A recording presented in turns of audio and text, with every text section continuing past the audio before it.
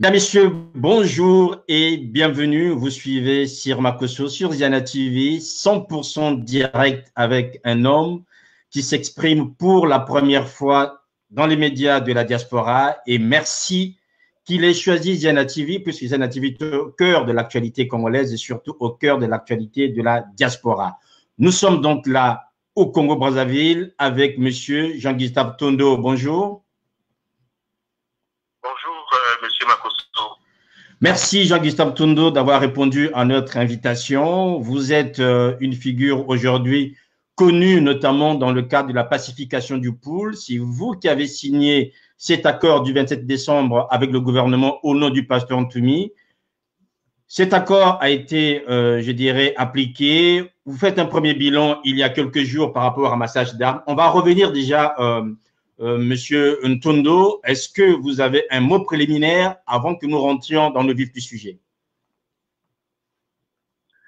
En effet, je voudrais préciser avant toute chose que vous avez effectivement souhaité me poser des questions. Ma participation au travail de groupe que nous faisons pour la mise en application de l'accord de paix signé à Kinkala le 23 décembre 2017. Cela est tout à fait normal et en tant qu'homme politique, j'ai le droit, je pense bien, de répondre aux questions que peuvent se poser nos compatriotes de façon responsable, bien sûr, pour apporter un éclairage sur le processus de paix en cours dans notre pays, le Congo. Nous sommes donc sur les réseaux sociaux, je le fais comme tout le monde et cela participe de la sensibilisation de nos compatriotes pour vulgariser ce message de paix, j'allais dire sans tabou. Voilà ce que je voulais dire en introduction à nous. Merci de l'avoir précisé, Jean-Gustave Tondo. Je pense qu'il y a beaucoup de questions. Vous savez aussi que du côté de la diaspora, il y a eu des réactions assez mitigées par rapport à cet accord de paix. Il est donc nécessaire aujourd'hui de remettre les choses en place et pourquoi pas éclairer certains compatriotes qui ont parfois eu, je dirais, un doute certain par rapport à la sincérité de cet accord. Aujourd'hui, vous en faites des bilans. D'abord, revenons sur cet accord, Jean-Gustave Tondo. C'est vous qui l'avez signé au nom du pasteur Ntoumi. Certains en ont douté, mais je vous avais eu au téléphone. Vous m'avez bien confirmé que le pasteur Ntoumi était en accord avec cet accord. Aujourd'hui déjà, Monsieur Ntondo, dans quelles conditions vous avez pu convaincre le pasteur Ntoumi pour la paix parce que les souffrances devenaient trop importantes? Le pasteur Ntoumi, dès le début de la guerre, était contre cette guerre. Vous savez que la guerre a commencé le 4 avril 2016 et il ne voulait pas de cette guerre. Et donc, en mai 2016, après qu'il ait eu contact avec Brazzaville, il nous a envoyés en délégation à Brazzaville pour aller négocier de sorte que nous trouvions des moyens de sortie de cette crise. Et donc j'ai conduit cette délégation, je pense que tout le monde le sait puisque nous en avons parlé aussi bien sur les réseaux sociaux que sur des radios internationales. Et donc lui dès le départ était pour que cette crise s'arrête. Et donc c'est un homme de paix. Il nous a envoyés pour justement rechercher des voies et moyens, comme j'ai dit, pour que la paix s'instaure dans le pays. Et donc, nous avions déjà son mandat pour venir à Brazzaville discuter donc de ces conditions pour retrouver la paix. L'accueil à Brazzaville n'a pas été facile pour vous, personnellement même, Jean-Gustave Tondo? C'est vrai qu'à Brazzaville, les négociations ont été très, très difficiles.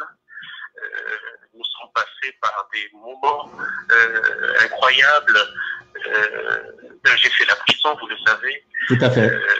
Finalement, la paix a eu raison de tout ça. Et après ma libération, nous avons pris une quarantaine de jours de négociations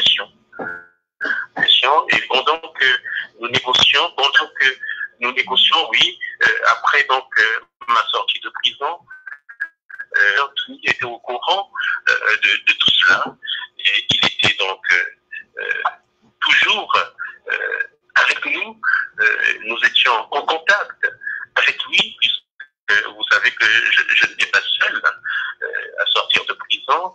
Mon collègue Franck Eloge Bassi, qui était en prison avec moi, a eu l'occasion d'aller faire le réseau Pasteur-Toumi à notre sortie de prison pour prendre donc les directives compte tenu que nous étions en pleine renégociation, j'allais dire, pour que nous aboutissions au cessez-le-feu qui effectivement a eu lieu à Kikala en décembre 2017. Jean-Gustin Tondo, vous l'avez dit dès le départ que le pasteur Ntoumi était ouvert à cette négociation pour que la paix revienne dans le pool. Est-ce que vous avez rencontré la même ouverture du côté du gouvernement à ce moment-là?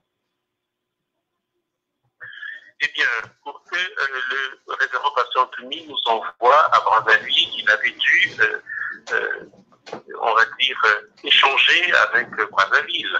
Et donc, à partir du moment où le ministre de l'Intérieur nous a facilité la venue à Brazzaville en nous envoyant un ordre de mission qui était en quelque sorte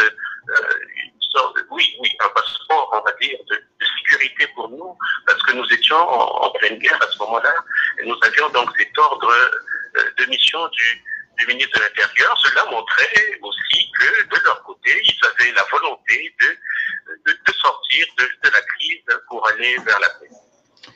Sortir de la crise pour aller vers la paix, dites-vous, Monsieur Ntondo. À ce moment-là, en décembre, effectivement, le 27 précisément, je pense, cet accord est signé. Dans quelles conditions ça se passe à Kinkala?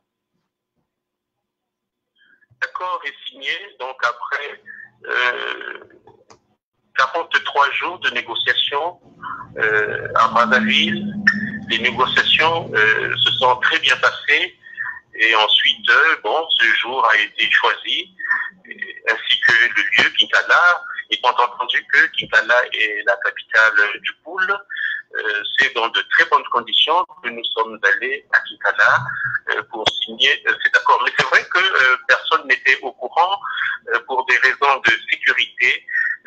Cette activité a été, on va dire, menée un peu en catimini.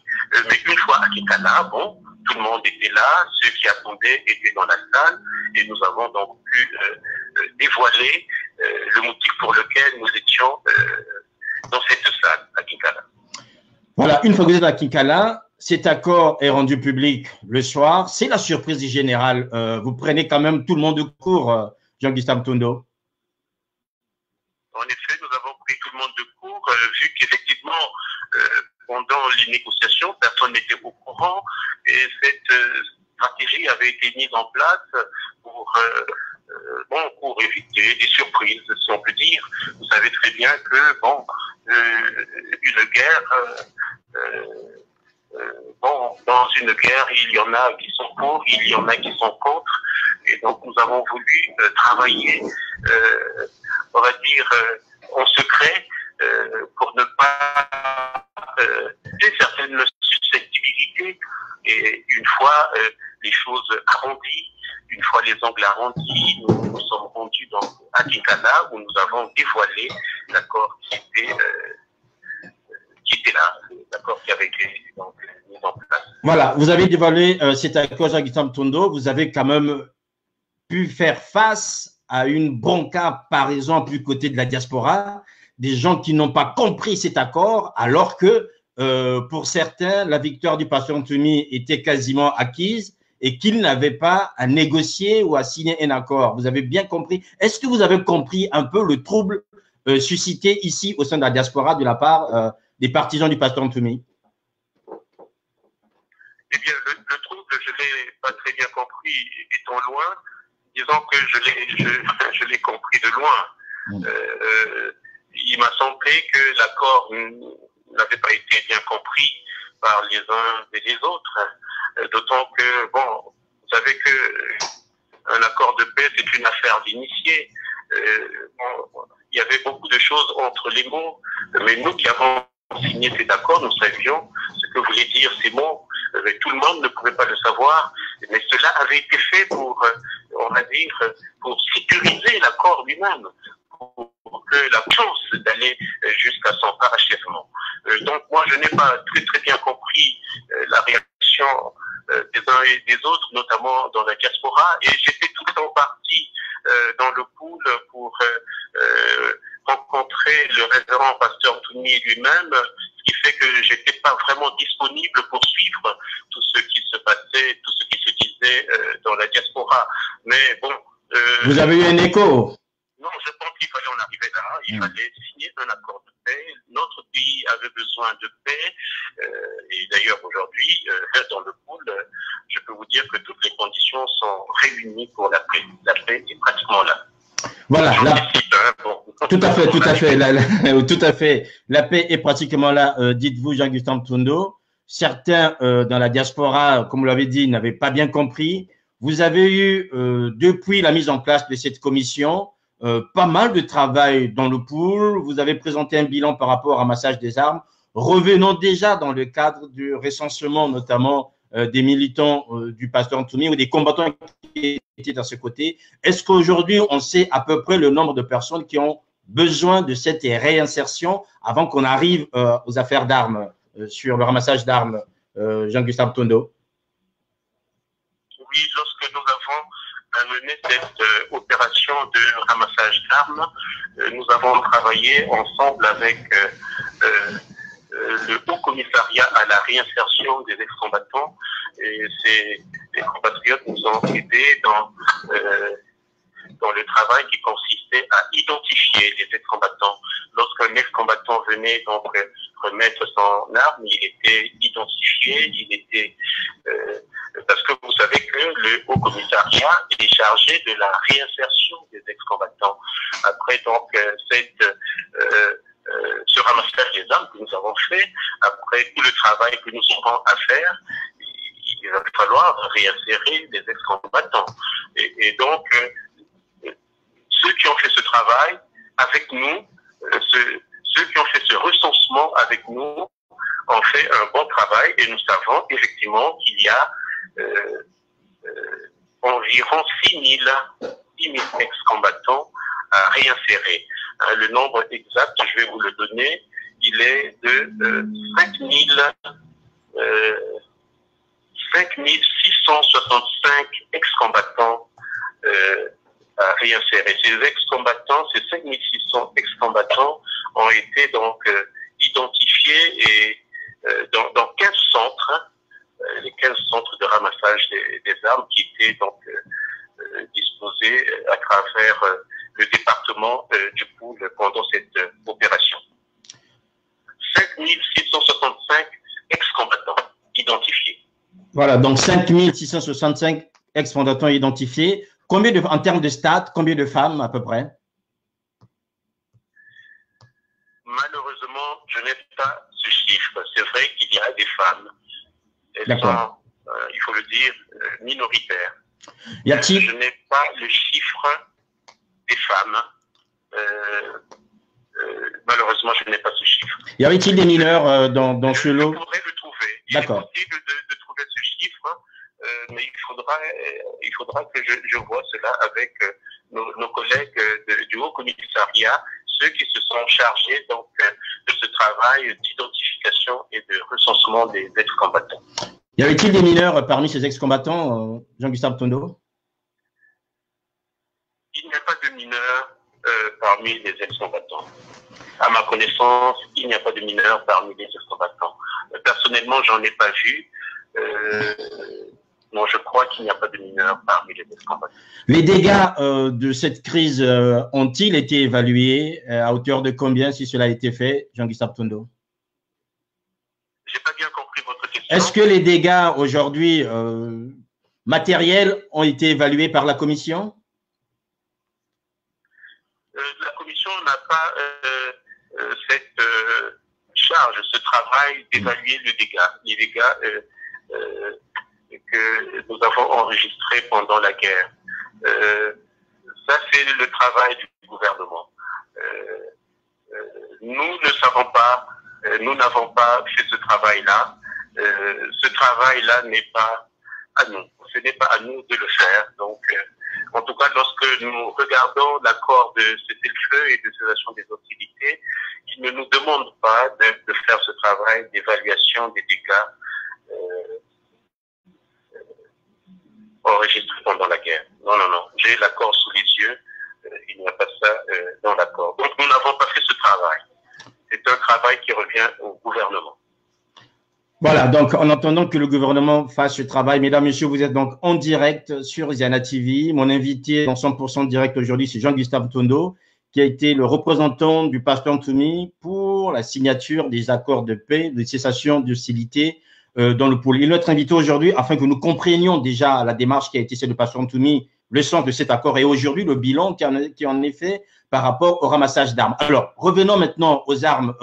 Jean-Gustave Tondo, vous savez quand même qu'il y a eu pas mal de spéculations par rapport à ces armes du côté du pasteur Ntoumi. On a vu parmi l'arsenal qui a été présenté, vous-même déjà, vous avez aussi fait un travail important qui nous a permis de voir dans certains cas ces armes qui ont été rendues. Certains se posent la question comment le pasteur Ntoumi a pu, dans un temps aussi record, avoir un tel arsenal, même si on a quand même vu qu'il y avait plus d'anciens fusils que d'armes modernes, mais enfin, il y a quand même eu un arsenal. Comment cela s'explique?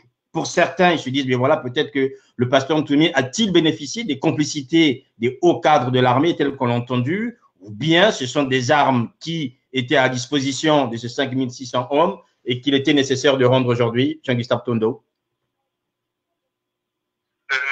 Bon, c'est vrai qu'on est surpris.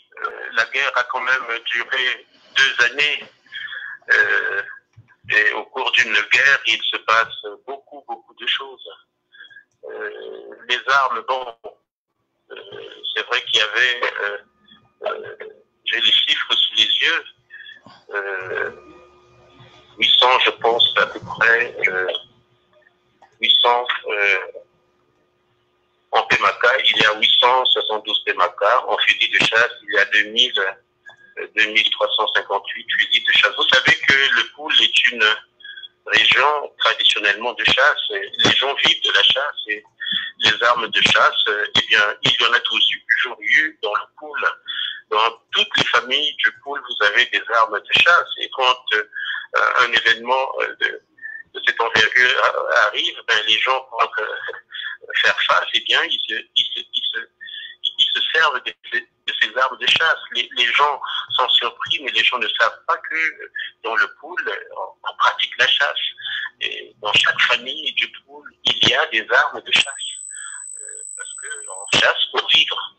Et donc, non, on parle de complicité. Il n'y a pas de complicité. Il ne peut pas y avoir de complicité au cours d'une guerre. Il n'y a jamais eu de complicité dans aucune guerre. Lorsque nous regardons, lorsque nous consultons l'histoire des guerres dans le monde, une complicité, c'est quelque chose d'utopique. Comment vous allez comploter pendant une guerre? C'est pas possible. Comment vous allez faire avec les bombes? Comment vous allez... C'est pas possible. À moins que, si on me disait que le révérend pasteur Ntoumi n'était pas sur le terrain, qu'il était à l'étranger, là, ça pourrait se comprendre, mais il faut savoir que le révérend pasteur Ntoumi était dans le Poul pendant la guerre. Il y était avec sa famille, avec toute sa famille, avec ses parents. Et donc, parler de complicité, c'est ne pas regarder la chose de façon sérieuse, c'est ne pas regarder la chose de façon minutieuse. Il n'y a pas de complicité, il ne pouvait pas y avoir de complicité. Cela n'est pas faisable. On ne peut pas faire une guerre où des gens tombent et meurent, et puis on nous dit que c'est un jeu, c'est une complicité. Non, cela, il faut le sortir de nos compréhensions. La complicité n'existe pas, c'est quelque chose qui a été lancé par je ne sais qui. Dans une guerre, il ne peut pas y avoir de complicité, cela est impossible. Voilà, pas de complicité, cela est impossible, dites-vous, Monsieur Ntondo. Aujourd'hui, on se rend bien compte que du côté de la diaspora, on se pose aussi pas mal de questions. Sur place, comment est-ce que cet accord, on vous a vu faire quasiment le tour du Poul et une partie de la Bouenzane, comment avez-vous été accueillis par les populations lorsque vous devriez les sensibiliser par rapport à cet accord et ce qu'ils devraient, je dirais, recouvrer comme espace par rapport après cette crise, Jean-Gustave Tundo? Oui, c'était une grande joie. Vous savez très bien que lorsqu'on est en guerre, c'est le grand malheur. Et quand la paix revient, c'est la grande joie. Quand les gens dans le pôle avaient appris que la paix était là, puis nous avions été accueillis comme des princes. Lorsque nous avons fait l'axe Brazzaville, Kinkala, Diémé, jusqu'à Kindamba, dans les villages, c'était la grande joie.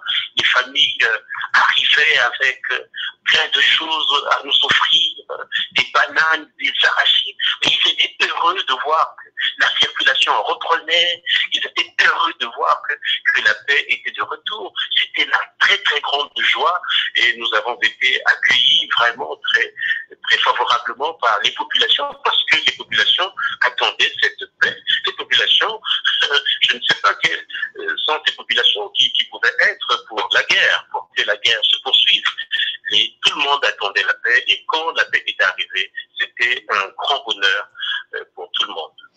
Jean-Gustave Tundo, plusieurs questions sont déjà en ligne en ce moment. Vous avez par exemple Gabriel Anzwa qui pose la question. Pendant le procès d'Abira, il est ressorti qu'une Toumi a été fournie ou avait été fournie par le général Nyangambwala. Si cela est faux, Untumi a tué les dynamites pour faire sauter les ponts du CFCO. Cela est faux parce que il n'y a pas de preuve de cette, je veux dire, accusation. Cela est faux. Il n'y a aucune preuve pour dire une chose pareille.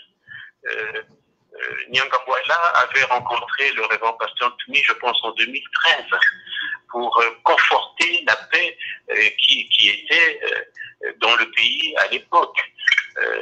Parce qu'il fallait continuer à dialoguer, aussi bien du côté du Seigneur que du côté du gouvernement. C'est par le dialogue, c'est par l'entente que nous avons la possibilité de faire que la paix soit consolidée dans le pays. Et c'est en 2013, il me semble, que Nyangambwala, si ce n'est avant, avait rencontré le révérend pasteur Anthony à Soumouna. Ils avaient parlé paix, ils avaient parlé de ces choses-là. Et depuis, Nyangambwala n'avait plus jamais rencontré le révérend pasteur Anthony. Donc quand les gens disent que bon, Nyangambwala aurait eu des contacts avec le révérend pasteur Anthony, je dis que cela est faux. Voilà, cela est faux, dites-vous. Il y a Landry Titembo qui pose deux questions en une, si vous voulez bien. Est-ce que pour cet accord du pool, les sages les leaders du pool ont-ils été consultés, en l'occurrence M. Kolela? Est-ce qu'aujourd'hui, après cette crise, vous pouvez dire, tel qu'on l'entend aujourd'hui, y a-t-il eu génocide dans le pool, pose M. Landry Titembo? Par rapport à la consultation, vous savez que je vais le dire, je vais répondre rapidement. Lorsqu'on signe un cessez-le-feu, ce sont les belligérants qui signent ce cessez-le-feu. Ce sont ceux qui sont au feu qui signent. Ce sont ceux-là qui pensent que bon, ou qui se disent qu'il faut qu'on arrête. Ils ne vont pas consulter des gens en dehors du front, là où ils sont, ou de la zone de conflit où ils se bagarrent. Ils n'ont pas le temps d'aller voir des gens pour dire alors, nous sommes en train de nous battre, est-ce qu'il faut qu'on arrête aujourd'hui? Non, ils sont suffisamment grands pour décider de cesser le feu. Donc je ne vois pas pourquoi il avait fallu aller consulter je ne sais qui. Cela n'était pas possible. Et un cessez-le-feu, ça se signe sur le front, sur le terrain. Ce sont donc ceux qui se bagarrent qui signent un cessez-le-feu. Ce n'est personne d'autre. Et pour ce qui concerne l'autre question, par rapport au y a-t-il eu génocide dans le pool? Le génocide, moi, je ne pense pas qu'il y ait eu génocide dans le pôle. Non, non, non. À mon avis, il n'y a pas eu génocide dans le pôle. Il y a eu une guerre dans le pôle. Nous avons connu de grosses pertes au cours de cette guerre. Un génocide, à mon avis, non. À mon avis, non. Pour moi, il y a eu une guerre déplorable heureusement que nous l'avons arrêté. Aujourd'hui, nous remettons les choses en place. Je ne pense pas qu'on puisse parler de génocide. Voilà, si on ne parle pas de génocide, on parle quand même des dégâts humains très importants aujourd'hui quand même. Tout à fait, tout à fait. Jacques-Gustave Tundo, vous êtes en direct dans sur Ziana TV. Il y a monsieur Kimbembe, Dia Kimbembe Jacob. Où Toumi trouve-t-il l'argent? Comment Toumi, qui n'a pas été candidat, pouvait-il attaquer la milice ou l'armée de Sassou? Toumi n'a pas attaqué l'armée de Sassou ou la milice, je ne sais pas comment il a dit. Toumi a été attaqué et il s'est défendu. Toumi, où trouve-t-il l'argent? Mais Toumi n'a pas d'argent. Toumi a simplement un parti politique qui est organisé et au sein de ce parti politique, nous nous arrangeons pour avoir un petit peu d'argent. Et cet argent, nous essayons de le faire fructifier et nous travaillons pour que cet argent produise. Je vais vous donner des exemples.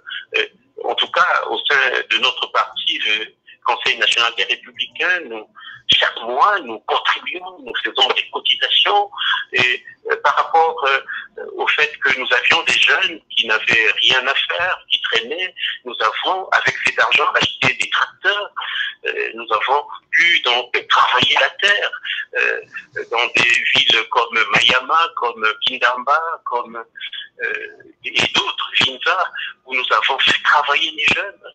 Et le manioc que nous avons planté, les arachides que nous avons plantés ont rapporté un petit peu d'argent, ce qui nous a permis de continuer, et ainsi de suite.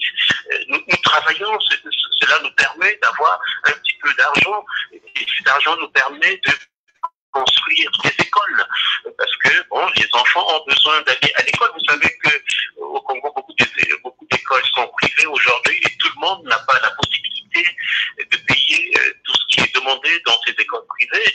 Et sachez que à Mayama, l'école qui a été construite par le Conseil national des Républicains sous la direction du révérend pasteur Toumi était une école privée certes, mais gratuite. Les enfants étaient internés dans cette école, les enfants étaient nourris, et c'est nous qui nous chargions de ces choses-là. C'est nous qui apportions ce qu'il fallait pour que ces enfants soient bien entretenus. Donc quand on dit que Toumi a de l'argent, non, Toumi a un parti politique organisé, et cela fait que bon, les choses marchent un peu bien. Mais sachez que ce parti est encore jeune, et plus ce parti grandira, et bien ce parti, je pense, continuera à faire de bonnes choses. Alors, parlons de ce parti, le CNR, Jean-Gustave Tundo. Vous en étiez le dernier secrétaire général, à ce que je sache. Ce parti a été officiellement dissous par le gouvernement congolais.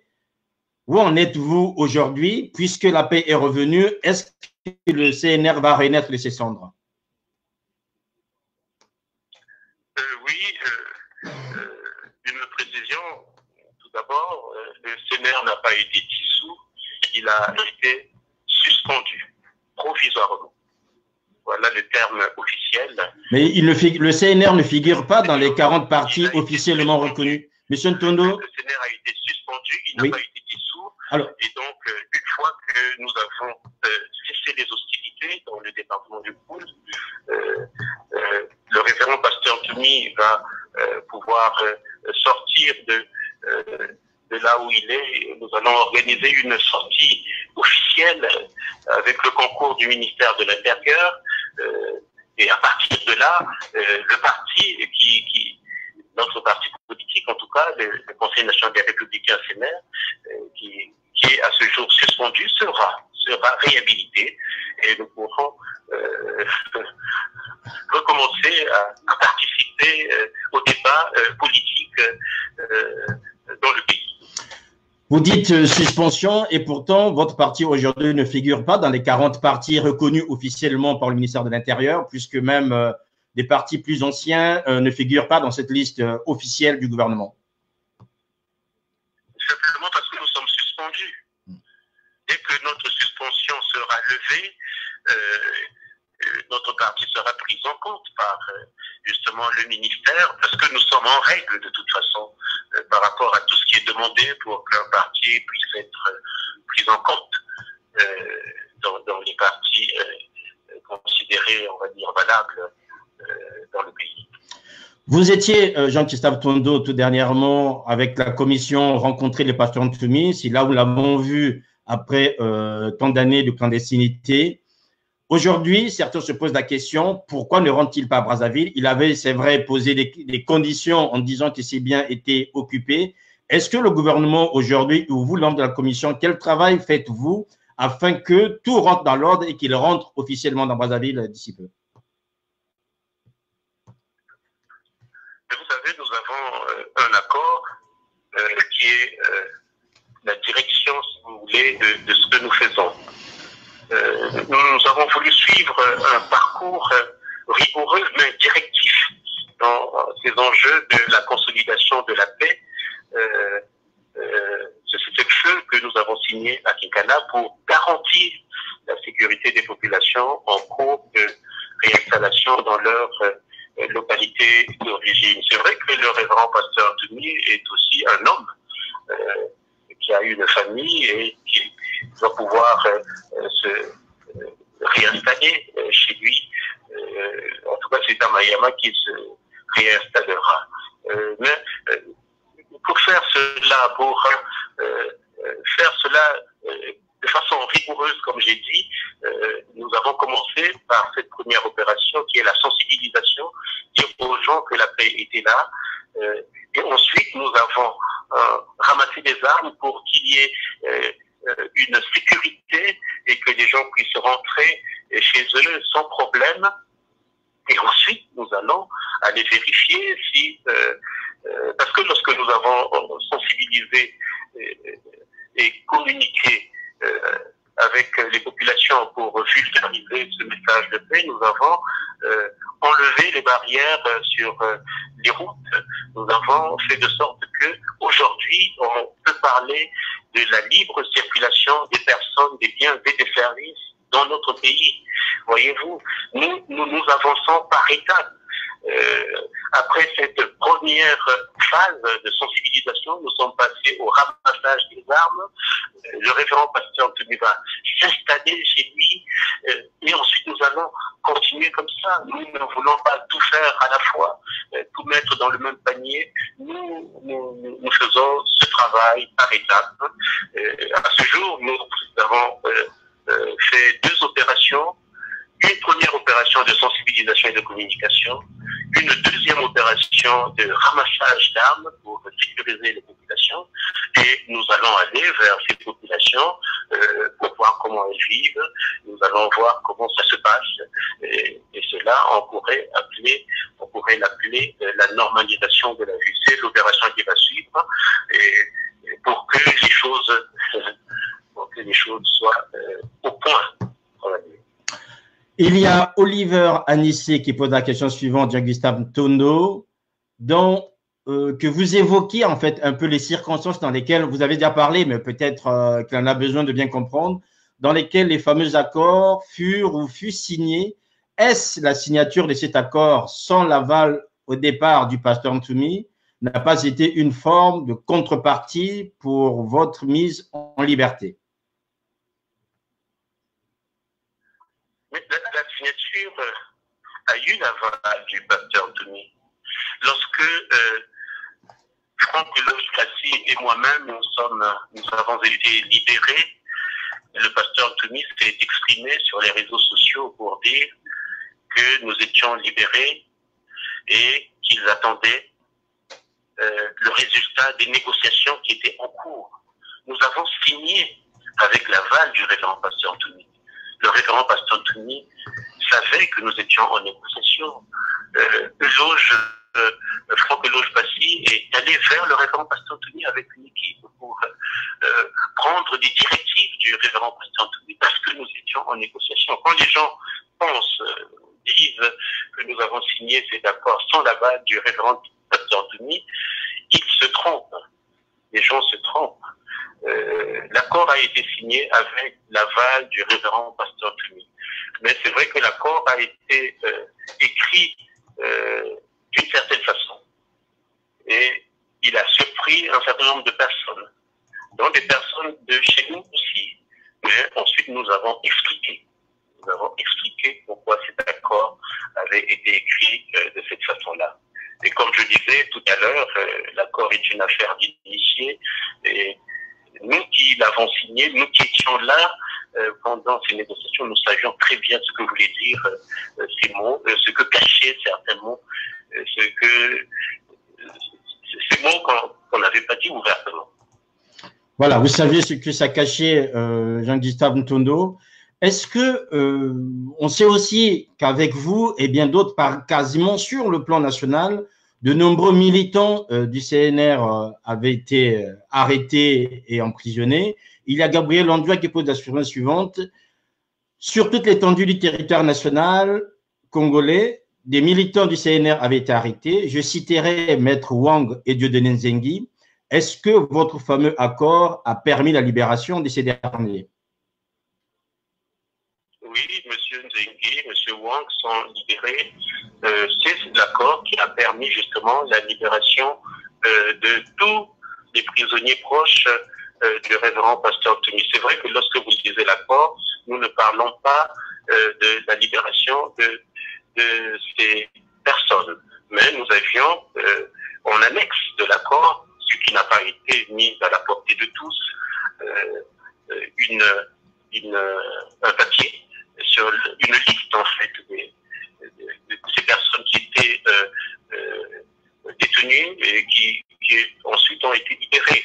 Et d'ailleurs, cette liste avait été signée bien avant la signature de l'accord. Nous avions négocié déjà la libération donc des personnes qui avaient été emprisonnées, même si cela ne figure pas sur l'accord. C'est justement ce dont je parlais en disant que bon, il y a des choses qu'on n'a pas voulu faire apparaître pour éviter certaines susceptibilités. Voilà, susceptibilité, dites-vous Jean-Gustave Ntondo. Aujourd'hui, le POUL, il faut reconstruire ce département après autant d'événements. Est-ce que vous avez, le CNR, vous-même par rapport à la commission, participé à la FODEP, au Forum pour le développement social et économique du POUL qui a eu 20? Nous n'avons pas pu le faire, vu que, j'allais dire que nous n'avons pas le droit. Notre parti est encore suspendu. Nous n'avons pas le droit de participer au débat, à ce genre de débat en tant que CNR. Nous avons eu des individualités qui ont participé à ce forum, mais nous ne pouvions pas y participer en tant que CNR. Nous attendons que notre parti soit réhabilité pour pouvoir nous prononcer officiellement. Il y a Lando Ditembo toujours qui pose la question. On va plutôt prendre Monsieur Lucien Gaël-Okwele qui pose la question. Question pour Monsieur Ntondo. Comment, pendant toute la durée du conflit, le pasteur Ntoumi et les combattants ont-ils fait pour s'approvisionner en armes et munitions? Comment ils ont fait pour s'approvisionner en armes et en munitions? C'est ça. C'est ça, oui. En armes et en munitions. Pendant la guerre, c'est difficile. Hein? Ils se sont débrouillés. Et j'ai dit tout à l'heure que bon, les armes, il y avait quelques armes dans le pool. Et quand ils se battaient, quand ils avaient la possibilité d'avoir l'arme de l'adversaire, ils la prenaient. Voilà, c'était très difficile. C'était une guerre difficile. Les ex-combattants se sont beaucoup plus protégés, étaient beaucoup plus sur la défensive. C'était difficile, ils n'avaient pas d'armes. Le révérend pasteur Tumi n'a jamais acheté d'armes. Donc c'était difficile, ils ont fait comme ils ont pu. La guerre était très difficile. D'ailleurs, quand le révérend pasteur Tumi en parle lui-même, il dit que sans Dieu, il ne serait pas vivant. Il ne serait plus vivant. C'est Dieu qui l'a protégé. C'est un pasteur, hein, donc il dit que c'est Dieu qui l'a protégé parce que si Dieu n'était pas là, il ne serait plus vivant. Voilà comment il le dit lui-même.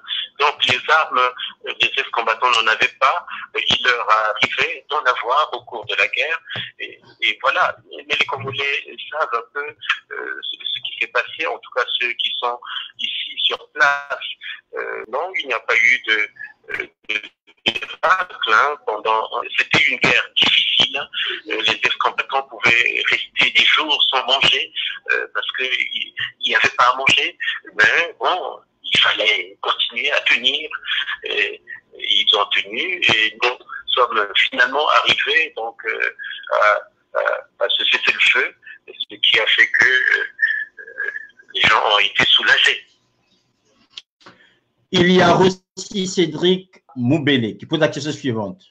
Toumi, dans ses déclarations, avait toujours déclaré qu'il y aura négociation que quand il y aura la libération de tous les prisonniers politiques. Aujourd'hui, on va en négociation sans que ces conditions soient respectées du côté inverse. Qu'est-ce que vous en dites par rapport à ces prisonniers politiques qui devaient être pris en compte normalement, mais on voit que finalement, ils ne figurent pas dans l'accord? Je dis qu'il s'agit d'une négociation. Lorsqu'on va à une négociation, il ne faut pas s'attendre de tout recevoir. Nous avions en face des partenaires avec qui nous négocions. Et nous avions, c'est vrai, un certain nombre de demandes formulées. Mais vous savez, à la négociation, on ne tient pas tout. Il n'est pas possible de tout obtenir. De la même façon que nous avons pu obtenir ce qui est visible aujourd'hui, notre parti a obtenu aussi un certain nombre de choses. Ce que nous avons demandé au départ, que tous les prisonniers politiques soient libérés, mais la négociation n'a pas permis de l'obtenir dès que nous le demandions. Nous avons quand même obtenu la libération de tous les prisonniers. Ils étaient pas loin d'une centaine de tous les prisonniers proches du révérend pasteur Toumi. Cela n'empêche pas que dans notre bon vouloir, dans notre cœur, nous souhaitons la libération de ceux qui sont arrêtés. D'ailleurs, une dizaine d'entre eux ont été libérés il y a quelques jours de ça. Le pôle doit se construire, Jean-Gustave Ntondo. Le pôle a besoin de tous ses enfants réunis. Landry Titembo pose la question suivante. Qu'en est-il de la relation Toumi-Kolela?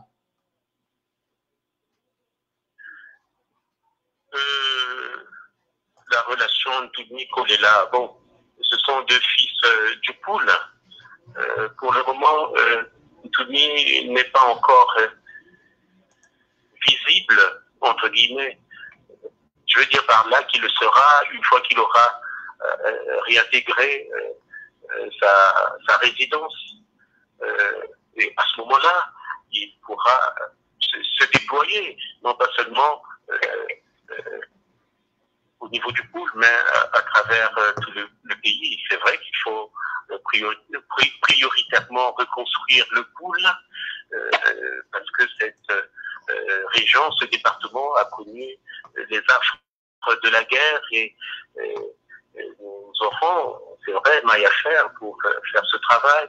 Il faut le faire et donc les fils du pôle doivent être soudés.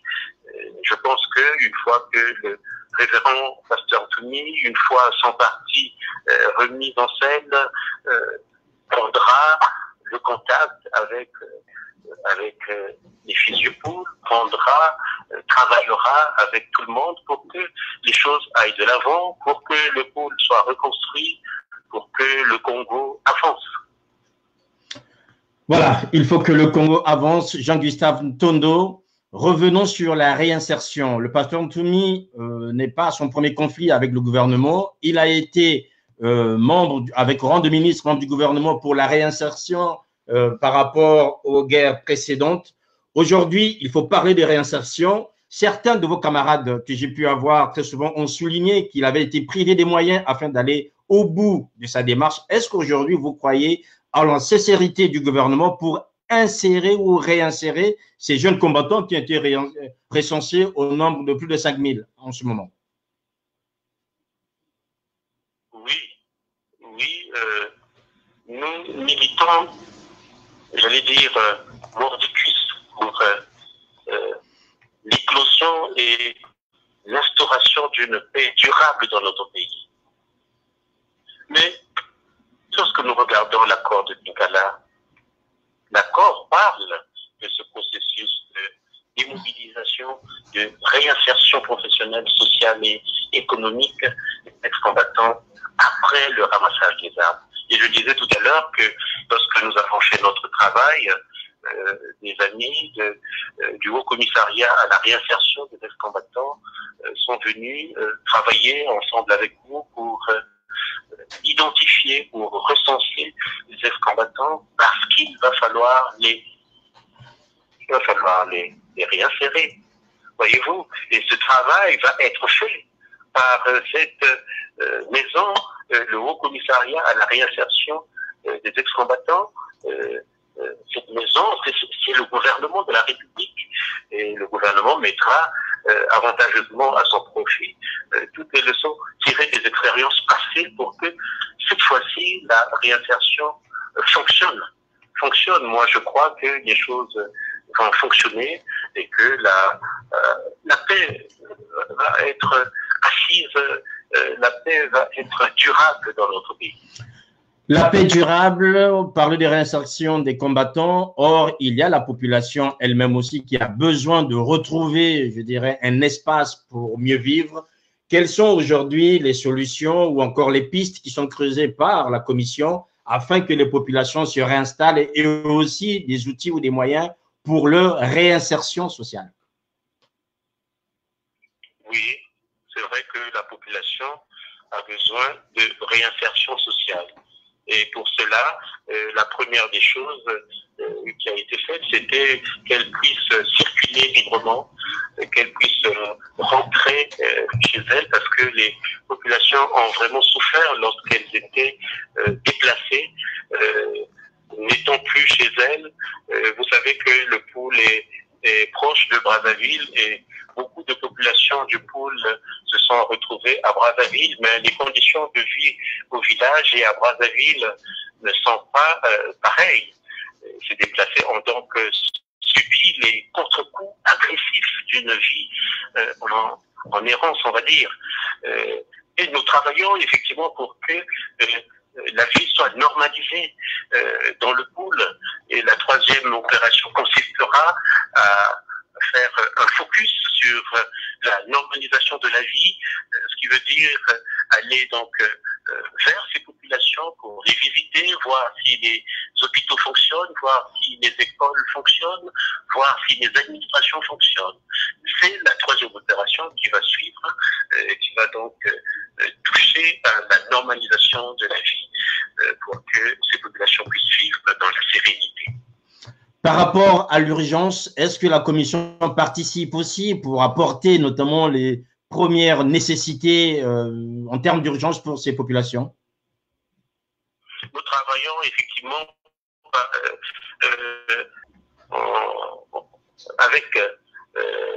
avec le gouvernement par rapport à cela. Et nous avons le ministère des Affaires sociales et de l'Action humanitaire. Avec ce ministère, nous travaillons en osmose, nous nous rencontrons souvent. Et effectivement, par rapport à l'urgence, c'est le gouvernement qui fait ce qu'il a à faire à travers donc ce ministère de l'action sociale ministère de l'action sociale et humanitaire. Hein. Voilà, donc nous nous consultons. La commission ad hoc mixte paritaire et le ministère des Affaires sociales et de l'action humanitaire se consultent. Et ce ministère est souvent sur le terrain. Les agents du ministère sont au courant de ce qui se fait, échangeant avec eux parce que nous allons aussi sur le terrain et quand il y a des urgences, et donc nous réagissons ensemble avec le ministère des Affaires sociales et de l'action humanitaire. Alexis Passy pose la question suivante. Vous-même et quelques membres du CNR, en dehors du pasteur Ntumi, êtes-vous libre de vos mouvements au point de sortir du pays?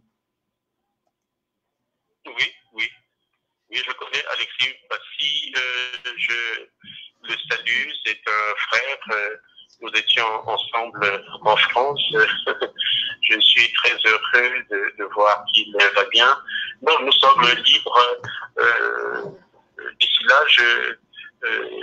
je viendrai. Je pense que nous nous verrons avec lui. Moi, j'ai ma famille qui est en France. J'ai besoin de les rencontrer, mais pour le moment, nous avons du travail, nous avons notre papier de voyage, nous sommes libres de pouvoir bouger, de pouvoir aller et venir. Il y a Landry Kitembo qui anticipe un peu en attendant que le CNR revienne, je dirais, dans le giron public, politique congolais. Pourrions-nous nous attendre un jour à une candidature du pasteur Ntoumi aux élections présidentielles au Congo si les conditions étaient requises? On verra bien. Je ne peux pas le dire à sa place. Mais si effectivement les conditions sont réunies, il pourra se passer bien des choses. Je ne peux pas parler à la place du révérend pasteur Ntoumi pour dire qu'il sera ou non candidat à la présidence de la République. Ça, c'est une chose qu'il décidera ou non lui-même. Mais c'est vrai que si les choses reviennent à la normale sur la porte, les choses vont bouger dans le pays. Tout le monde va faire que le bien-être revienne et que le pays aille de l'avant. Voilà, un pays qui doit aller de l'avant. Est-ce qu'aujourd'hui, vous pouvez nous dire, quasiment un mois après la rentrée scolaire, que l'école a bien repris, effectivement, dans tout le département du Pôle, ou dans toute la région du Pôle? L'école a bien repris dans le département du Pôle. En tout cas, là où il y a des écoles, la rentrée a eu lieu. C'est vrai qu'il y a certains villages où il faut reconstruire l'école, mais là où il y a des écoles, la rentrée a eu lieu et nous nous sommes activés aussi en ce qui nous concerne pour que les enfants qui sont éloignés puissent aller à l'école. Et nous avons aidé à la reconstruction de certaines écoles. Nous avons même construit une école à Miété pour les enfants de ces localités-là. Les enfants sont très bien allés à l'école. Vraiment, je peux vous dire que la vie prend des couleurs dans le Pôle. Les choses sont en bonne voie pour une véritable paix dans notre pays. Voilà, donc, mesdames, messieurs, vous êtes en direct sur Ziana TV. Vous suivez 100% direct avec monsieur Jean-Gustave Tondo, celui qui a signé en lieu et place du pasteur Ntoumi ces accords du Pôle qui ont mis fin aux hostilités. Il est notre invité afin de répondre à toutes les questions que vous vous êtes posées d'ici là. C'est vrai que c'est pour la première fois qu'il s'exprime dans un média de la diaspora et il a fait l'honneur de répondre à notre invitation sur Ziana TV. Nous continuons donc à partager cet espace avec lui. Vous aussi, vous avez des questions. N'hésitez pas de nous les faire parvenir. Alors, il y a Monsieur Mbemba Mayakamba qui revient, par exemple, sur les déclarations du pasteur Ntoumi avant l'accord. Le pasteur Ntoumi exigeait une commission internationale ou la présence de la commission internationale afin que le Pôle puisse prendre fin. Aujourd'hui, c'est une crise qui est réglée entre Congolais. Est-ce que vous pensez, comme le dit M. Mbemba Mayakamba, à quand une commission internationale pour les crimes dans le Pôle?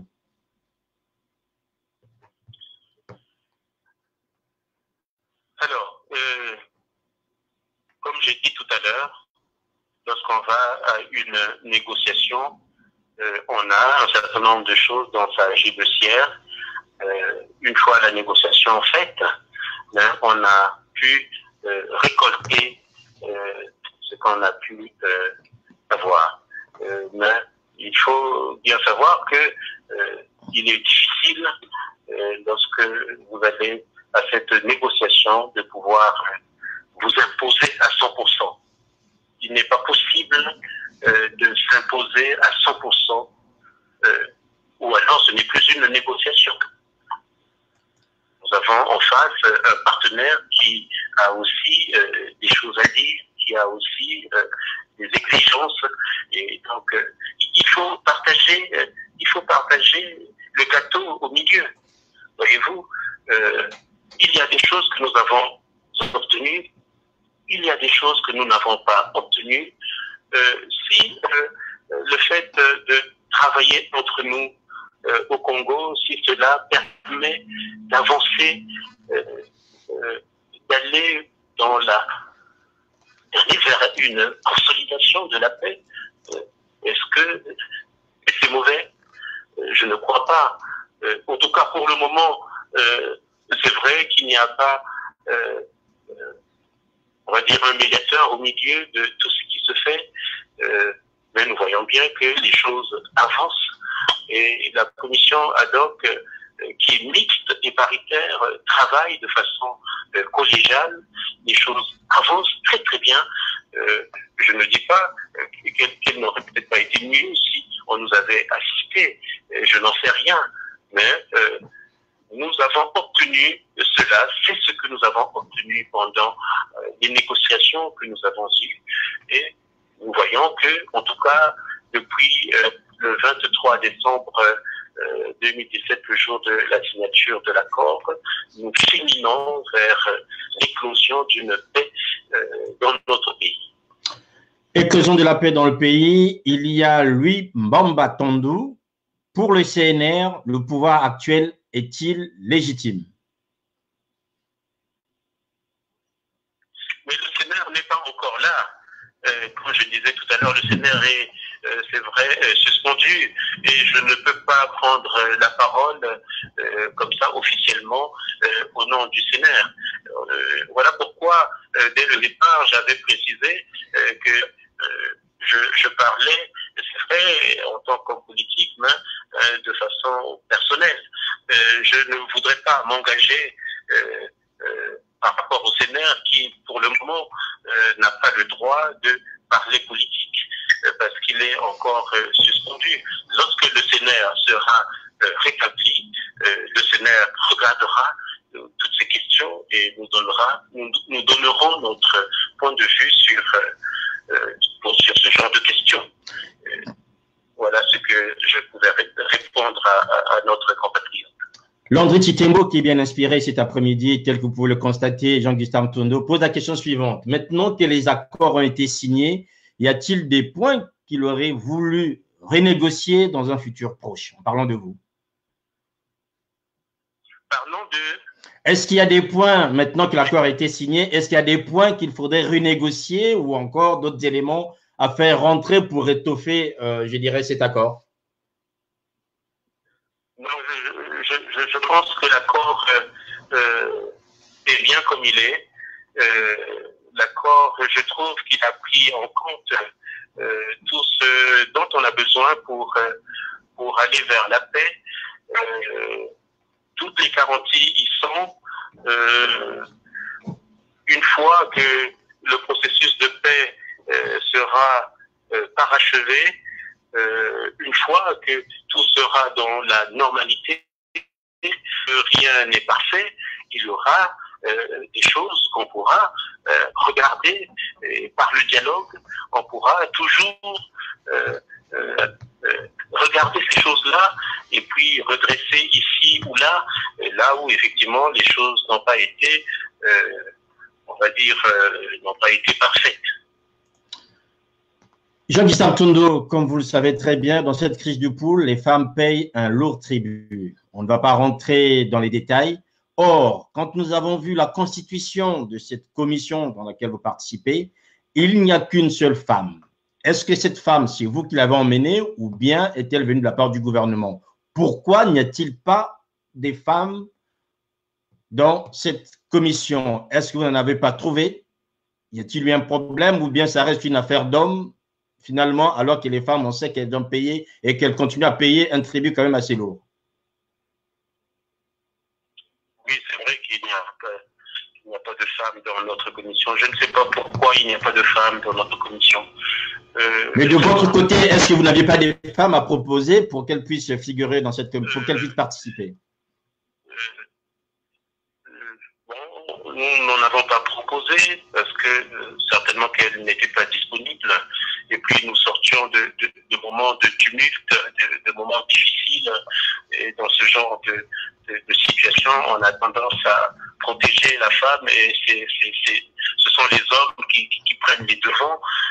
Bon, je ne sais pas pourquoi, mais je pense que c'est simplement parce que nous sortions d'une guerre.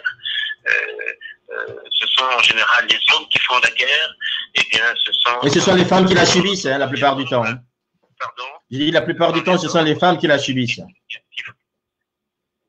c'est vrai.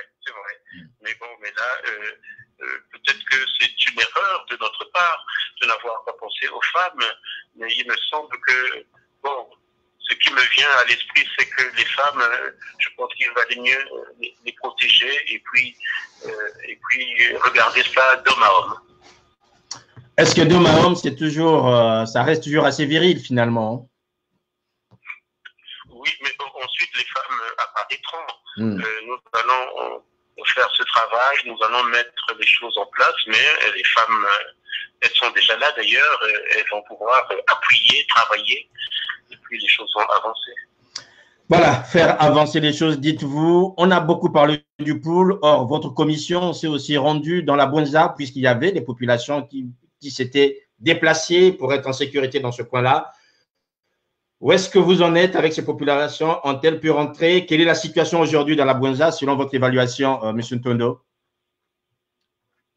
Oui, c'est vrai que dans la Bwenza, nous avons un certain nombre de nos des déplacés du pool qui y sont encore et lorsque nous allons attaquer, on va dire, la troisième phase de notre travail, cette opération dite la normalisation de la vie, nous avons donc prévu aller à Madingu, la capitale de la Bwenza, pour travailler avec les autorités de la Bwenza pour aller visiter les populations du pôle réfugiées dans la Bwenza afin de faciliter leur retour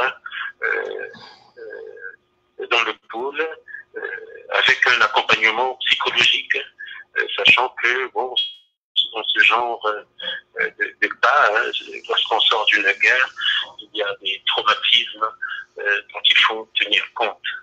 Nous n'avons pas oublié, nous avions, il y a quelques mois de ça, 11 000 déplacés dans la Bwenza. Certains déplacés sont rentrés chez eux, mais il en reste. C'est pourquoi nous avons programmé donc aller dans la Bwenza pour regarder ce problème de près. Il y a une réprimande de la part de Mayeba Kukola qui juge votre réponse misogyne sur les femmes. Cessez de penser qu'elles ne peuvent penser. C'est choquant. Je n'ai pas bien compris la question de madame. Enfin, ce n'est pas une question, mais c'est une manière, je dirais, de vous dire que votre réponse a été misogyne en disant que les femmes, vous n'y avez pas pensé. Ben, cessez de penser que les femmes pensent aussi, en fait. Oui, c'est vrai que les femmes pensent aussi, mais je voudrais dire à madame que nous sortions d'une situation difficile, une situation de guerre, et au cours d'une guerre, la femme, nous la protégeons d'abord, et ensuite, on voit ce qu'on peut faire. Je ne pense pas que ce soit misogyne. Pendant une guerre, c'est l'homme qui se met debout, qui prend les devants, et c'est pas misogyne du tout. Bon, je respecte la vie de madame, mais en tout cas, pour moi, si les femmes ne sont pas là, c'est parce que il faut bien savoir que la commission ad hoc a été mise en place aussitôt après la signature du cessez-le-feu. Aussitôt, donc, nous sortions d'une guerre difficile et bon, nous n'avions vraiment pas le temps de regarder ces choses-là. Ah, pas de femmes. Les femmes, bon, nous n'avons pas. Je pense que nous les avons plutôt protégées. Les femmes, nous les avons plutôt protégées. Et comme je disais tout à l'heure, nous avons voulu d'abord en homme aller voir, aller regarder, aller arranger. Une fois les choses arrangées, eh bien, les femmes vont venir travailler ensemble avec nous. En attendant que les femmes viennent, il y a Karel Banzouzé qui pose la question suivante. Monsieur, donc s'agissant de vous, peut-il nous dire si c'est réellement les ninjas du pasteur Ntoumi qui avaient attaqué Brazzaville le soir du 4 avril 2016, à la veille de la proclamation de l'élection présidentielle truquée? Bon, je crois que bon, nous avons signé le cessez-le-feu. Nous sommes passés ce moment difficile. Nous allons vers la paix. C'est vrai que bon, on a besoin de connaître l'histoire, mais l'histoire parlera elle-même de l'histoire. Je ne suis pas un historien, je ne suis pas un combattant non plus, et je ne suis pas là pour dire qu'est-ce qui s'était passé. Moi, j'ai été envoyé par le révérend pasteur Ntoumi pour aller à Brazzaville discuter avec les envoyés du gouvernement pour trouver des voies et moyens afin de ramener la paix dans le pôle. Est-ce que c'est qui a fait ceci ou cela? Je pense que le plus important, c'est la paix que nous avons retrouvée dans notre pays. Comme on dit, oublions le passé, allons de l'avant et vive la paix. Vive la paix, nous diriez-vous, mais je le sens et on l'entend depuis que vous intervenez sur ce plateau. Alors, une autre question, toujours de la part de Landry Titembo. Est-ce que la commission dans laquelle vous participez prévoit un éventuel lavement des mains, sinon des excuses état-ration par rapport aux victimes? Oui, l'accord lui-même le prévoit. L'accord prévoit effectivement des réparations. Parce que lorsque dans l'accord nous lisons là où l'on parle de la réinstallation des populations dans leur localité d'origine, lorsque nous allons réinstaller ces populations sont en train de se réinstaller. Mais quand les populations ne retrouvent pas leur maison, il faut que nous intervenions. Il faut que le ministère des Affaires sociales et de l'action humanitaire intervienne. Il faut que les organismes qui peuvent nous aider interviennent pour faire de sorte que les populations puissent se réinstaller. Et donc, on ne va pas dire à quelqu'un d'aller se réinstaller là où il ne peut pas se réinstaller, là où il n'y a plus de maison. Cela est prévu lorsque nous allons dans cette réinstallation. Donc, nous pensons aux populations, nous pensons qu'il faut les aider pour reconstruire leur maison, nous pensons qu'il faut les aider à reconstruire leur vie. Reconstruire les vies, reconstruire les maisons. Aujourd'hui, le bilan humain a-t-il été évalué, notamment en termes de morts ou autre chose par rapport à cette crise? Est-ce que la commission essaie aussi d'avoir des chiffres par rapport aux dégâts humains? Je pense que vous m'avez déjà posé cette question. Je disais que ce n'était pas l'affaire de la commission en ce qui concerne aussi bien la réévaluation des dégâts que la réévaluation des pertes en vies humaines.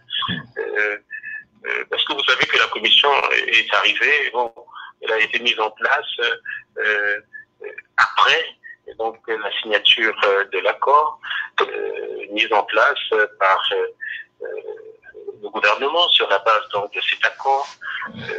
C'est le gouvernement qui est la direction de toute chose en ce qui concerne tout ce qu'il y a à faire. Bien sûr, nous suivons les directives de l'accord, mais l'accord nous dit ce qu'il y a à faire, ce qui n'est pas dit dans l'accord, nous ne le faisons pas, nous n'avons pas le droit de le faire, nous n'irons pas en dehors de l'accord, nous ne ferons pas ce que ne nous demande pas de faire l'accord. Nous avons été mis en place pour appliquer l'accord de façon stricte, voyez-vous. Donc nous ne pouvons pas faire autrement, nous ne pouvons pas faire ce que l'accord ne nous demande pas de faire. Voilà, ce que vous pouvez faire aujourd'hui, Monsieur Jean-Gustave Mtondo, c'est surtout de répondre aux questions et d'accompagner notamment cette diaspora et parfois une partie des populations congolaises pour bien comprendre les enjeux actuels. Cet accord va bientôt avoir 1 an, puisque nous rentrons bientôt au mois de décembre. Déjà, on a vu, vous l'avez défini tout à l'heure, qu'il y a du travail qui est fait. On comprend très bien qu'il y a une volonté de deux côtés pour avancer. Est-ce qu'on peut déjà faire un bilan en 10 ans? S'il fallait noter, je dirais, cet accord aujourd'hui, quasiment à une année près, quelle note la donneriez-vous sur une échelle de 1 à 10, M. Ntondo? Oui, on peut faire un bilan à mi-parcours. Nous avons sur le travail qui nous était assigné par l'accord, une feuille de route articulée en 3 axes. Comme j'ai dit tout à l'heure, premier axe, la sensibilisation et la communication. Deuxième axe, le ramassage des armes. Et troisième axe, c'est des populations et la normalisation de leur vie. Les deux premiers centres d'intérêt que nous avons déjà fait, ce travail approuvé, qu'il était bien. Ce travail a été bien fait. La sensibilisation a fait que tout le monde est rentré à la maison. C'est grâce à ce travail bien fait que la libre circulation des personnes et des biens est effective dans le pays. Le ramassage des armes que nous venons de faire, nous avions prévu ramasser 3000 armes. Nous en avons ramassé 8007 armes. C'est un franc succès. Et donc, s'il fallait noter, comme vous me demandez, je donnerais un oui. Les 2 points manquants, est-ce qu'à la fin de cette année, vous les aurez? Nous les aurons une fois que nous aurons terminé la dernière opération, la normalisation de la vie. Quand tout sera mis en place, quand nous constaterons que les gens vivent bien, que les écoles fonctionnent, que les commerces fonctionnent, à ce moment-là, effectivement, ce sera presque un 10 sur 10. Alors, il y a Landry Titembo qui jure que c'est sa dernière question personnelle à M. Ntondo. Quels sont vos rapports avec Mme Sassou? Y aurait-il eu une main de cette dernière dans les négociations? Non, il n'y a aucun rapport entre nous et Madame la Première Dame. Il n'y a pas de rapport entre elle et nous. Il n'y en a pas. Il y a Ngimbi Djandamba, la question du désarmement de tous les belligérants pour garantir la paix dans tout le territoire. À quand le désarmement des milices ou des hommes qui étaient en face de ceux du pasteur Ntoumi? Les hommes qui étaient en face du pasteur Ntoumi, c'est l'armée. Je pense que l'armée a le droit de porter les armes, c'est son travail. Bon, si on parle de milices qui auraient été en face du révérend pasteur Ntoumi, bon, en tout cas, nous avons pensé qu'il faut ramasser les armes dans les autres départements aussi. Les départements ont le pôle, notamment la Bouenza, notamment au nord, les plateaux par exemple. Et nous sommes tombés d'accord pour qu'une opération de ramassage des armes soit organisée dans ces autres départements. Il y a Jean Larquet Dubois Frémigé qui dit la chose suivante. Monsieur Ntondo, indépendamment de quelques désaccords, je dois reconnaître en vous votre sens des responsabilités et la capacité du négociateur qui ferait de vous, sans aucun doute, un grand diplomate congolais à l'avenir. vous ferez un grand ambassadeur. Bravo tout de même. Je compléterai, est-ce que vous seriez le ministre des Affaires étrangères du pasteur Anthony? Je ne sais pas ce que je sais, mais je voudrais dire un merci à ce monsieur. Bon, merci. Que voulez-vous que je dise d'autre? Je ne sais pas ce que réserve l'avenir. J'espère qu'il sera bon, parce que nous souhaitons tous avoir un bon avenir dans ce pays merveilleux qui est le nôtre, le Congo. Voilà ce que je peux dire sur cela. En tout cas, merci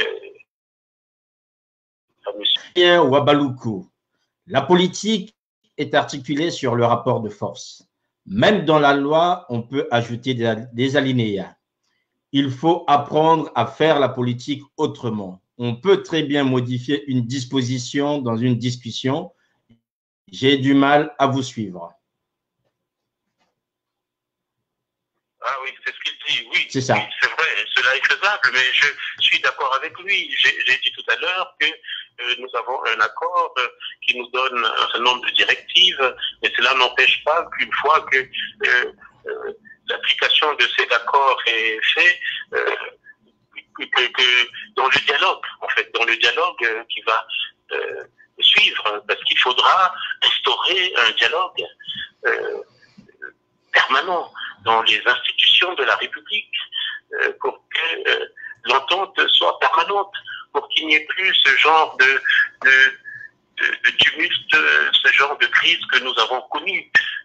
Nous aurons d'autres échéances dans l'avenir. Il faudrait que nous les traversions sereinement, sans retomber comme cela s'est passé dernièrement. Je pense que oui, c'est vrai que bon, nous faisons un travail qui ne sera sans doute pas parfait à 100%, mais ensuite on pourra toujours corriger ce qui n'a pas été parfait. C'est ce que j'avais dit tout à l'heure. On pourra toujours corriger, on pourra toujours regarder.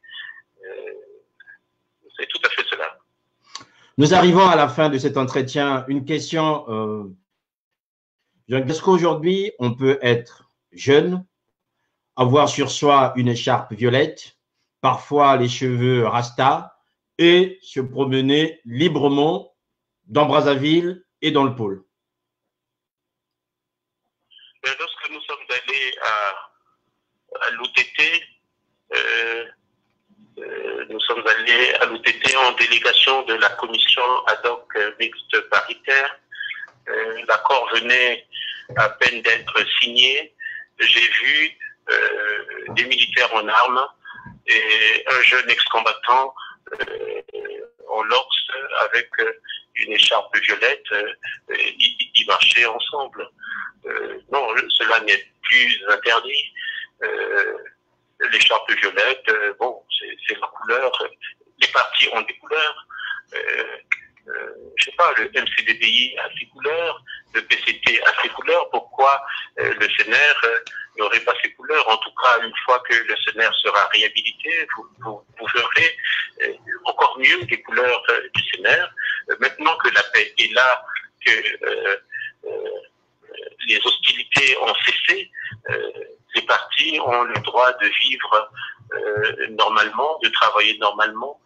Plus de milices, plus d'armes, et il faut avancer dans la politique parce que le pays a besoin d'aller de l'avant. Je le dis souvent, nous sommes dans un pays qui a beaucoup de choses à faire encore. Ne perdons pas notre temps dans ce que nous avons connu. Travaillons pour que le pays aille de l'avant. Jean-Augustin Tondo, pour terminer cet entretien, on va sans doute parler des choses qui fâchent. Vous savez que l'argent est le nerf de la guerre. Le pays actuellement est en crise. Votre commission a besoin d'argent pour fonctionner, même rien que pour vous déplacer à travers le pays. Est-ce que vous pouvez me dire quel est, je dirais, le budget de cette commission, ou si chaque membre de cette commission perçoit une indemnité à hauteur de combien? Cela est connu, puisque un arrêté avait été pris par le ministère disant que chaque membre devait percevoir une indemnité. Sauf que le montant de l'indemnité ne pouvait pas être mis sur l'arrêté en question. Les membres de la commission perçoivent, selon donc cet arrêté, une indemnité mensuelle. Bon, malheureusement, pour le moment, compte tenu des difficultés de notre pays, il y a des retards, comme chez tout le monde, et nous attendons de pouvoir passer justement cette indemnité. Mais l'arrêté est là, l'arrêté existe. Nous avons donc cette indemnité. Le montant n'est pas n'est pas connu, mais nous la connaîtrons lorsque nous toucherons notre indemnité. Donc vous nous dites jusqu'à maintenant, vous n'avez rien touché alors? Jusqu'à maintenant, nous n'avons pas touché grand-chose. Ce qui nous permet de vivre, c'est lorsque nous effectuons nos missions. Nous touchons quand même des frais de mission pour aller faire notre travail à travers le pays. La commission a-t-elle un budget officiel? La commission n'a pas de budget officiel. La commission travaille sous le couvert du ministère de l'Intérieur et donc nous piochons dans le budget du ministère de l'Intérieur. Donc c'est pas un budget établi et reconnu officiellement. Nous travaillons sous le couvert du ministère de l'Intérieur et voilà, voilà comment nous vivons. Nous piochons dans ce budget-là. Certains membres de cette commission, dit-on, sont pris en charge, notamment pour leur logement à Brazzaville par l'État. Est-ce que vous confirmez? J'ai pas bien compris la question. Certains membres de la commission, parmi les 40, notamment ceux relevant de votre groupe, sont pris en charge par l'État dans des hôtels à Brazzaville. Est-ce que vous confirmez? Mais lorsque nous sommes sortis de prison, lorsque nous sommes sortis de forêt, et une fois que nous avons été invités par le gouvernement pour venir négocier cet accord de paix qui concernait notre pays, il fallait bien que nous résidons quelque part, n'est-ce pas? Donc le gouvernement nous a logés, ce qui est tout à fait normal. Le gouvernement nous a logés pour pouvoir travailler et nous avons donc été logés par le gouvernement pour faire ce travail. Gustave Tondo, j'aimerais vous remercier puisque je pense que vous avez été, comme l'a dit tout à l'heure M. Larcher, assez ouvert. Toutes les questions ont été posées, peut-être pas toutes, mais au moins les réponses ont été données aux questions que nous avons relayées et nous espérons que vous garderez la même disponibilité la prochaine fois, peut-être d'ici début 2018, puisque là, on aurait fait une année et vous nous dites que les 2 points seront donc, je dirais, acquis de votre part et nous ferons le point de ces 10 sur 10 que vous auriez à la fin de cette année par rapport à cette commission dans laquelle vous participez au nom du pasteur Anthony. Voilà. Encore une question? Non, c'était juste pour vous donner plus ou moins le mot de la fin. C'est à vous qui avez le mot de la fin. Bien, en tout cas, je voudrais vous remercier d'avoir eu cette initiative et je voudrais vous remercier pour l'organisation de cet échange avec vous et avec nos compatriotes. Comme je disais tout à l'heure, nous militons mordicus pour asseoir et instaurer une paix durable dans notre pays. Nous sommes des Congolais, nous ne pouvons pas accepter que notre pays tombe tout le temps dans ces situations de guerre. Nous voulons que la paix s'instaure durablement dans notre pays et nous travaillons vraiment jour et nuit pour cela. C'est d'ailleurs pourquoi je comprends mal certains de nos compatriotes qui s'émeuvent et s'irritent devant un engagement aussi bien articulé, cet engagement volontaire et transparent dont nous faisons montre depuis le 23 décembre 2017, date de la signature de l'accord. Les choses vont de l'avant. La vie dans le pool, comme je disais tout à l'heure, a repris des couleurs. Il faut être sur place pour voir ça. Et il faut avoir été là pendant les hostilités pour mesurer le chemin. Je peux vous dire que l'impact du travail abattu par la commission ad hoc mixte paritaire a des effets visibles et des effets sont positifs. Alors, Monsieur Makosso, mes chers compatriotes, merci. Soutenons ce travail de la commission ad hoc pour contribuer à ce que la paix soit consolidée dans notre pays. Voilà ce que je pouvais dire pour terminer cette contribution à l'éclairage sur le processus de paix en cours dans notre pays. Monsieur Makosso, je vous remercie. Voilà, moi aussi, je vous remercie, Monsieur Tondo. C'est aussi notre contribution à nous, Ziana TV, en vous donnant la parole afin que nous sachions ce qui se passe concrètement, puisque c'est vous qui êtes sur le terrain, et surtout en vous montrant aussi ouvert à toutes les questions afin que chacun de nous, là où il est, puisse prendre conscience des efforts qui sont les vôtres, des efforts qui sont ceux du gouvernement et des efforts qui sont aussi ceux de la population afin que le pool retrouve cet élan de paix et surtout que le pool puisse vivre et revivre dans cette paix qui a toujours caractérisé. Merci encore à Monsieur Tondo d'avoir fait le choix du Ziana TV afin de s'exprimer et surtout de nous faire un bilan d'étape par rapport à ces accords du pool qui avaient surpris beaucoup au sein de la diaspora. Nous espérons qu'après cet entretien, ceux qui étaient plus sceptiques trouveront des éléments de réponse afin de pouvoir, je dirais, se conforter ou aller dans le même sens que vous souhaitiez et que tous les Congolais souhaitent et surtout les populations du pool souhaitent. Merci à vous. Vous avez été très, très nombreux à nous suivre cet après-midi. Les programmes du Ziana TV continuent. Portez-vous bien et nous nous retrouvons la prochaine fois. Au revoir.